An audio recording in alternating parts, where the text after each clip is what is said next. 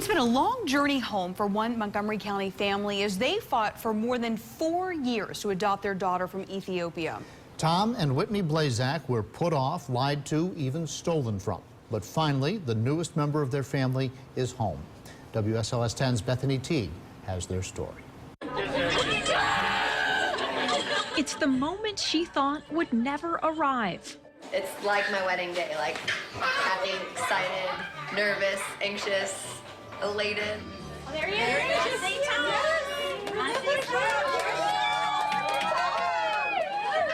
Tears, laughter, unbridled childlike excitement. Whitney Blazak is about to become a mommy once again. I don't even have words for it. It's just a miracle. But Whitney is not giving birth in a hospital bed surrounded by her 3 daughters, Sydney, KK, and Taylor.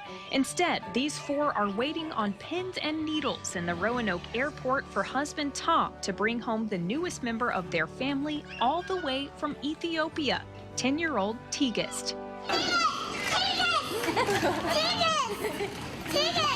That is the moment that I have really not let myself think about and dream about. Tom and Whitney have learned over time to be guarded about this day, but it wasn't always like that. Nothing seemed too big. In 2012, the couple flew to Ethiopia for the first time on a mission trip. Adoption was the last thing on their minds. That was until an unassuming 6-year-old named Tigist walked in with a smile that unexpectedly captured their hearts.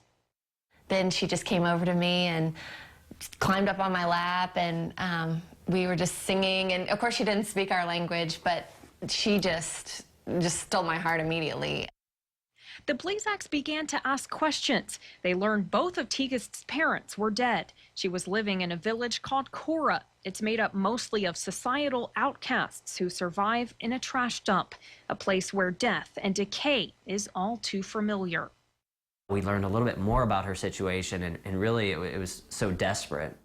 A situation contrasted by her wide smile, her endless kisses,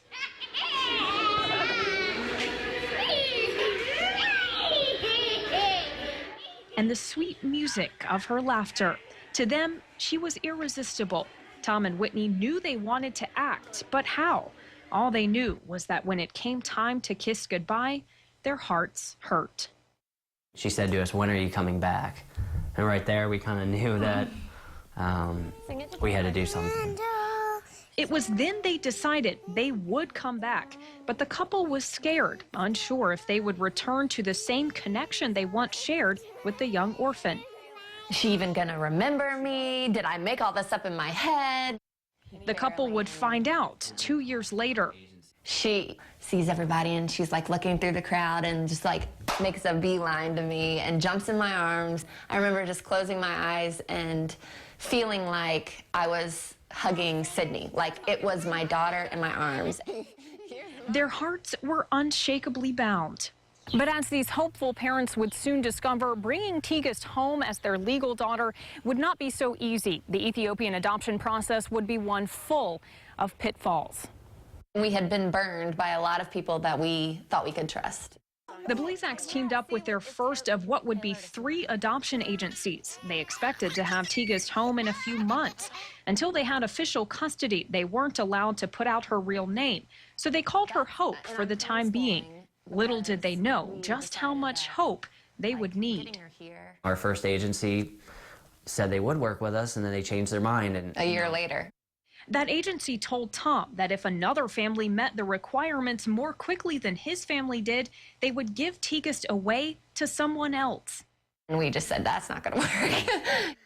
Desperate, that's when the Blazaks turned to their second agency, International Adoption Guides. They gave us the hope, and they said, oh, we can definitely help with this. That was until the family learned the terrible truth about this agency. International Adoption Guides turned out to be a scam. That agency was indicted for fraud, for basically child trafficking. Federal court documents reveal IAG spent at least 5 years bribing Ethiopian leaders to illegally take children from their birth families for adoption by Americans who thought they were getting orphans. They falsified documents, targeted deaf children, used personal bank accounts to avoid payment detection, and even got adopting parents to sometimes deliver bribes if they could keep it quiet. We were mad, and it took, questioning everything and questioning God.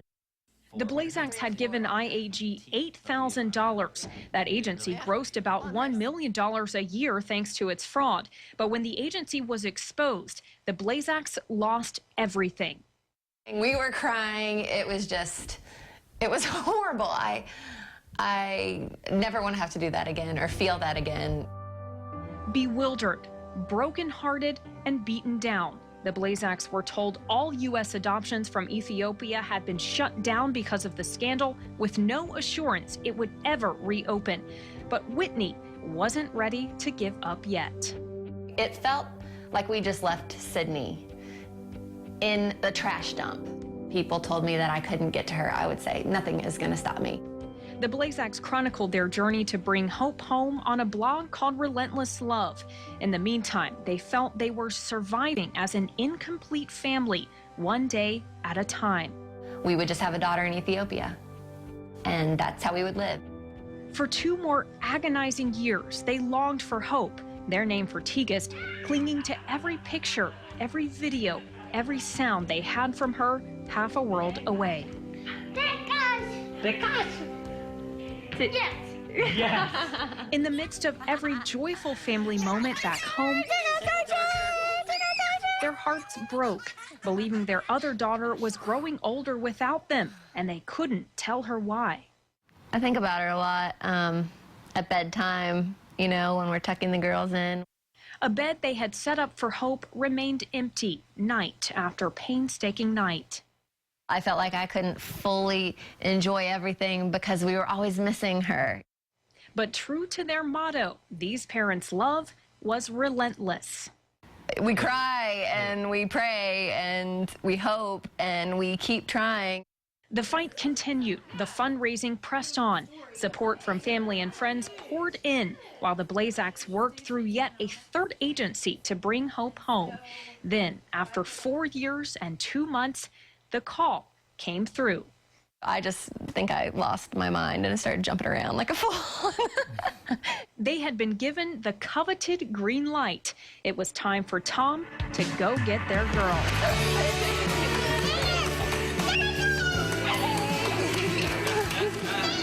It was a simple hug that changed their lives a world away.